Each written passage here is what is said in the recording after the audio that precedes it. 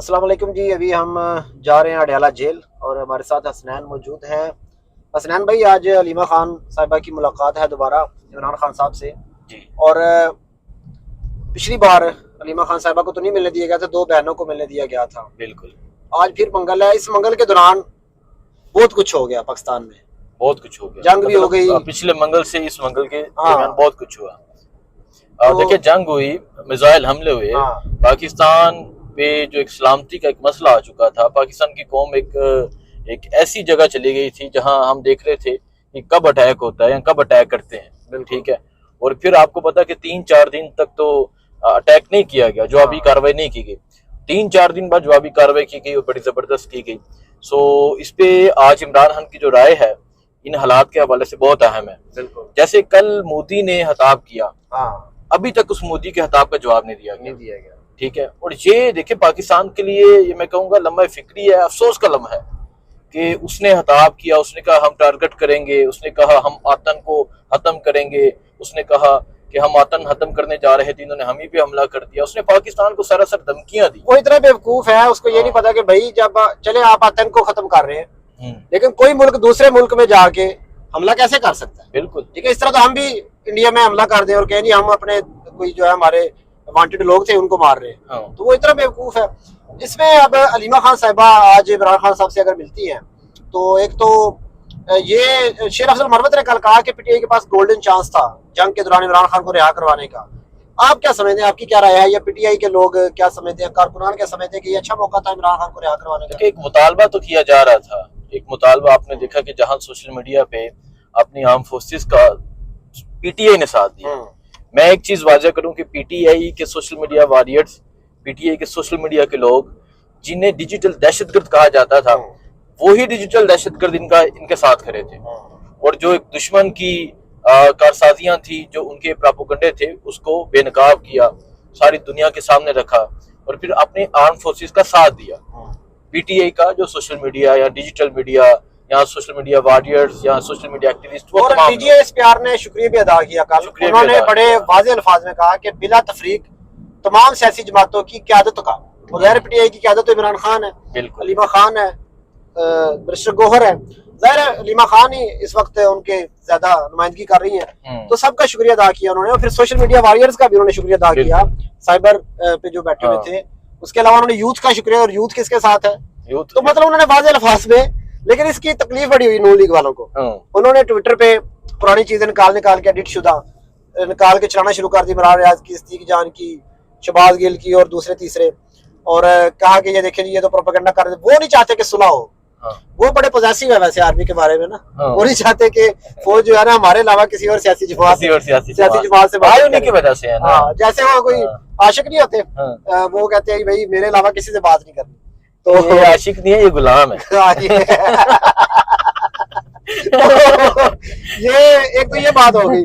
तो इन्होंने बड़ा प्रोपेगेंडा किया, लेकिन मेरे ख्याल से फौज इतनी बेवकूफ नहीं है, उनका बड़ा सिस्टम है, मॉनिटरिंग होती है, उनको पता है कि कौन क्या कर रहा था और किसने खुल के बात की और किसने दबे अल्फाज में। और नवाज शरीफ ने पूरी जंग के दौरान कोई बात नहीं की, जब सुलह होगी तो बड़ा खुश होकर उसने कहा शुक्र है सुलह होगी, और शुक्रिया अदा किया।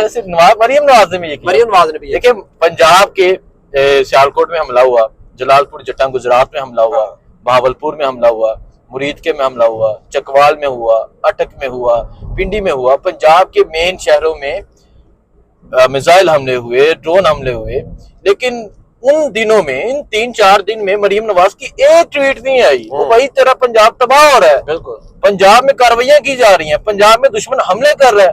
बोले जी मोदी का नाम नहीं ले सकते आप, मैं क्या कहूँ, फिर मेरे मुंह से कुछ निकल जाएगा तो इनको गुस्सा लग जाएगा। तो ये देखें, ये सारियां मंगवाने वाले, आम भेजने वाले, एक दूसरे की शादियां अटेंड करने वाले, शुक्रिया मोदी कहने वाले कैसे जवाब दे सकते हैं? आपका जो सवाल था कि इन हालात में इमरान खान की रिहाई, तहरीक इंसाफ ने जो है वो इस्लामाबाद हाई कोर्ट में दरखास्त दायर की, इस्लामाबाद हाई कोर्ट में दरखास्त दायर की पेरोल पे रिहाई, तो वो इस्लामाबाद हाई कोर्ट ने इतराजात लगा के वापस कर दी। हम भी ये देख रहे थे, मैं भी इमरान खान की रिहाई या इमरान खान को कहीं शिफ्ट कर दिया जाए बनी गाला में, क्योंकि अडयाला एक टारगेट था और सब ने कहा कि जहां मिसाइल हमला एयरबेस या बिल्कुल हम नूरहान एयरबेस से बिल्कुल साथ गुजर रहे हैं, ये हमारे साथ नूरहान एयरबेस है, अगर मिसाइल हमला यहाँ आके गिर सकता है तो वहां आके भी गिर सकता था। बिल्कुल। और वो एक ऐसा इंसान है जिसपे पूरी कौम एतमाद करती है, यकजहती है, और वो 80% लोग उसके साथ है। और अल्लाह ना करे ऐसी कोई कार्रवाई हो जाती तो मुल्क की क्या हालात हो जाते। बिल्कुल। एक जंग उस तरफ से, एक जंग यहाँ ही छिड़ जाने। लेकिन उस रात जब पाकिस्तान ने सुबह जवाब दिया तो वो जो उससे अगली रात थी, क्योंकि इंडिया करता है अंधेरे में वार, तो वो जो अगली रात थी वो बड़ी अहम थी।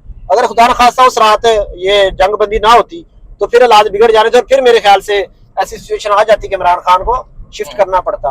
अच्छा हसनैन भाई, एक और बात बड़ी डिस्कस हो रही है कि जुनैद अकबर साहब को कहा यह जा रहा है कि इमरान खान का पैगाम है कि जुनैद अकबर साहब को पब्लिक अकाउंट्स कमेटी का ओहदा छोड़कर तो उन्हें तहरीक पर फोकस करना चाहिए, KPK क्योंकि वो सदर है पाकिस्तान तहरीक इंसाफ के, तो वहां पे फोकस करना चाहिए। तो आप ओहदा छोड़ दें। अली मीर गंडापुर ने उनको फोन किया लेकिन वो डट गए हैं जुनैद अकबर साहब। वो कहते हैं कि मुझे जब तक उस सोर्स से पैगाम नहीं आता जिस सोर्स ने मुझे कहा था कि आप। अच्छा, मैं आपको इस पे बता दूं, जी ये जो लास्ट मुलाकात हुई जिसमें नूरीन खानम, डॉक्टर उस्मान, ये मैं क्वेश्चन भी यही करना चाह रहा था कि मुलाकात तो कोई हुई नहीं मंगल के बाद, तो अली मीर गंडापुर को पैगाम कैसे आ गया? क्योंकि जब मुलाकात करके बाहर आई इमरान खान साहब की बहन ने, तो उन्होंने बाकी बातें तो बताई, लेकिन ये बात, कई बातें उन्होंने ज़ाहिर छुपाई भी होंगी, ज़ाहिर पार्टी के इंटरनल मैटर्स होते हैं, तो ये बात कहाँ से आ गई? इमरान खान ने किसको पैगाम दिया है? अच्छा, ये जो पैगाम है ना, ये अभी कल अलीमा खान की प्रेस कॉन्फ्रेंस भी सुनी और हमारे भी सोर्सेज हैं, तो ये पैगाम अलीमा खान की जो बाकी दो बहनें हैं, डॉक्टर उज़्मा और नूरीन खानम नियाज़ी, ये पैगाम उनके जरिए आया है और इसकी तस्दीक कल अलीमा खान कर चुकी हैं।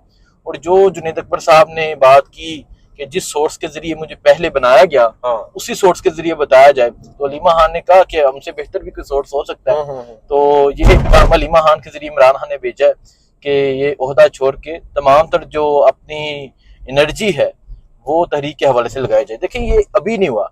अगर मैं आपको थोड़ा सा इसका बैकग्राउंड बताऊं तो ये इमरान खान ने इससे 1 माह पहले भी ये किया है। अब यहाँ मीना खान है, वो इंसाफ यूथ विंग के पाकिस्तान के प्रेसिडेंट, बिल्कुल, सुहेल अफरीदी सूबाई सदर थे, बिल्कुल। तो इमरान खान ने कहा कि आपके पास सरकारी ओहदे हैं तो आप सरकारी ओहदा छोड़ दें, बिल्कुल, या फिर ये वाला ओहदा छोड़ दें, ठीक है, यहाँ जिनके पास सरकारी ओहदे हैं वो तंजीमी ओहदे छोड़ दें। तो इन्होंने सूबाई सदर का छोड़ा, उसकी जगह एहसान तूर लगाया गया। सुहेल अफरीदी ने, मीना ने जो वफाक का छोड़ा, सुहेल ने सूबाई सदर छोड़ दिया, तो अब वो वजीर है, बिल्कुल, ठीक है। इसी तरह इमरान खान ये चाह रहे थे कि इनके पास एक सरकारी ओहदा भी है, ये सूबाई सदर भी हैं, तो ये वाला ओहदा छोड़ दे ताकि अपनी तमाम तर एनर्जी वहां लगाई जाए तहरीक के हवाले से। देखिए, आपने भी ये देखा, आपने भी ये सुना, हमने भी ये देखा सुना कि ईद के बाद तहरीक का आगाज होगा, सड़कें गर्म होंगी, सब कुछ होगा, लेकिन उस तरह नजर नहीं आया, बिल्कुल। उस तरह कोई पंजाब में तो नजर ही नहीं आया। खैबर पख्तूनख्वा में कुछ कन्वेंशन हुए हैं, लेकिन वो कन्वेंशन और चीज है और सड़कें गर्म करना, एहतजाज करना वो और चीज है। जो तवक्कुआत की जा रही थी जुनैद अकबर साहब से और जिस तरह उन्होंने एंट्री मारी थी, लगा रहा था कि वाकई ईद के बाद सड़कें गर्म होंगी और इमरान खान साहब को रिहा करवाएंगे। देखिए, अभी इसके 1 माह बाद एग्जैक्ट जो है 1 माह भी नहीं, बरीद आ जाती है, ईद उल अज़हा आ जाती है। अब फिर बात ईद उल अज़हा के बाद चली जाएगी। मतलब ये ईद इस ईद के बाद, इस ईद के बाद, रमजान के बाद, ईद उल अज़हा के बाद, मुहर्रम के बाद, ये सिलसिला 1.5-2 साल से चलता आ रहा है।